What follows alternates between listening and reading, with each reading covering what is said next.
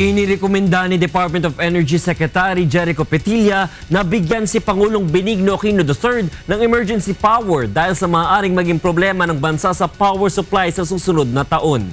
At kasama natin sa studio ang ating correspondent na si Rosalie Cos para sa detalye ng balitang yan. Rosalie, good evening. Magandang gabi, Attorney Reg. Magdadalawang linggo na nang huling makausap o makipagpulong si Secretary Petilla kay Pangulong Aquino tungkol sa pagkakaroon nito ng emergency power.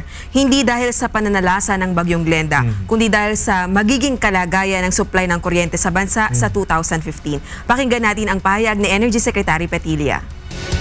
I will also make it clear na dahil lang nagkabagyo, hindi ito ang rason bakit mag-invoke tayo ng Section 71. It's actually more long-term. It's actually in 2015 rather than now.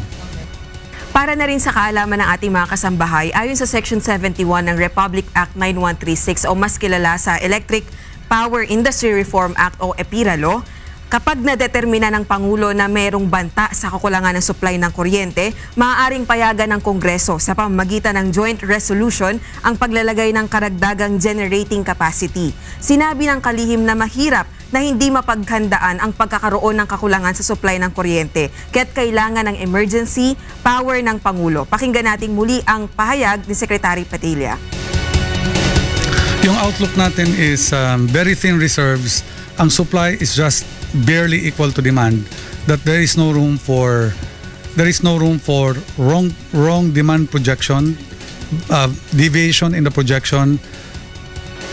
Dagdag pa nito, Attorney Reg, ang mga plantang lubhang naapektuhan ng Bagyong Glenda at ng iba pang mga kalamidad, ito ngayon yung madalas na bumabagsak na siyang sanhi ng madalas na brownout sa iba't ibang panig ng bansa. Tinayari ng Department of Energy na maaaring kulangin sa supply ng kuryente ng 400 hanggang 500 megawatts sa buwan ng Mayo sa susunod na taon. Nilinaw din ni Secretary Petilla na sa kanyang rekomendasyon sa Pangulo, hindi ibig sabihin na ang bubuo nitong generating capacity ay ang gobyerno, kundi bibigyan nito ng kontrata ang mapipiling magpapatakbo nitong generating capacity.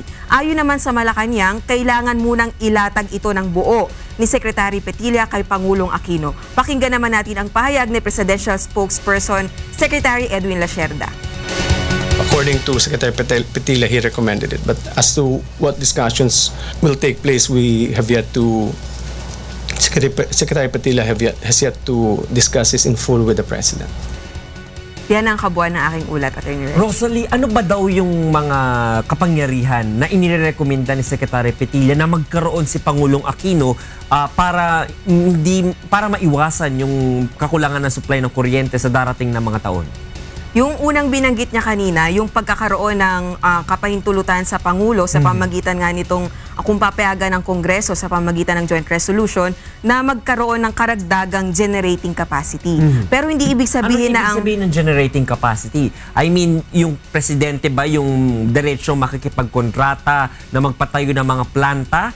O kasi nakalagay sa EPIRA Law, dapat ito ay base sa market. So private sector dapat ang mag-develop ng mga planta at saka ng mga infrastructure for power. So ang ibig sabihin ba nito, yung presidente na muna, o gobyerno na muna ang magpapagawa ng mga ganong planta tapos ibibigay na lang sa private sector? Tama ka dyan, Attorney Reg. Gaya nga na sinasabi sa EPIRA Law, hindi pinapayagan ng pamahalaan na magtayo ng sarili niyang planta o ng power plants, kundi dahil lamang sa pagkakaroon ng krisis ng kuryente, doon pwedeng payagan ng Kamara pag nagkasundo ang Kongreso at ang Senado.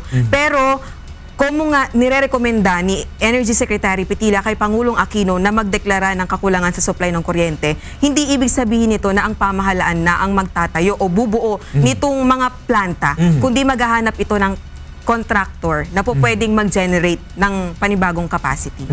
Tapos, bakit nga ba ngayon lang na na-project itong kakulangan sa kuryente? Bakit ngayong taon lang? Di ba parang dapat matagal na pag-aaral na ito, na dapat dati pa lang inakita na magkakaroon ng problema tayo sa supply ng kuryente sa mga darating na taon? Sinabi ni Secretary Petilla kanina na ayaw natin na magkaroon lang ng sakto.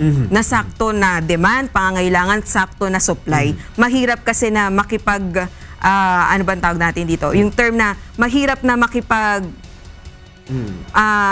kumbaga, isusugal mo na sakto lang yung supply mo doon sa pangangailangan ng tao. Kaya mas maganda na maghapaghanda na bago pa man ito. Ngayon, kaya lang naman to nagkaroon ng ganito, maraming ang naapektuhang planta dahil sa maraming kalamidad na dumaan sa ating bansa. Bukas nga ba daw ang DOH at ang gobyerno na magkaroon ng nuclear power plants dito sa bansa? Nasabi ba yun kanina ni Secretary Petilla?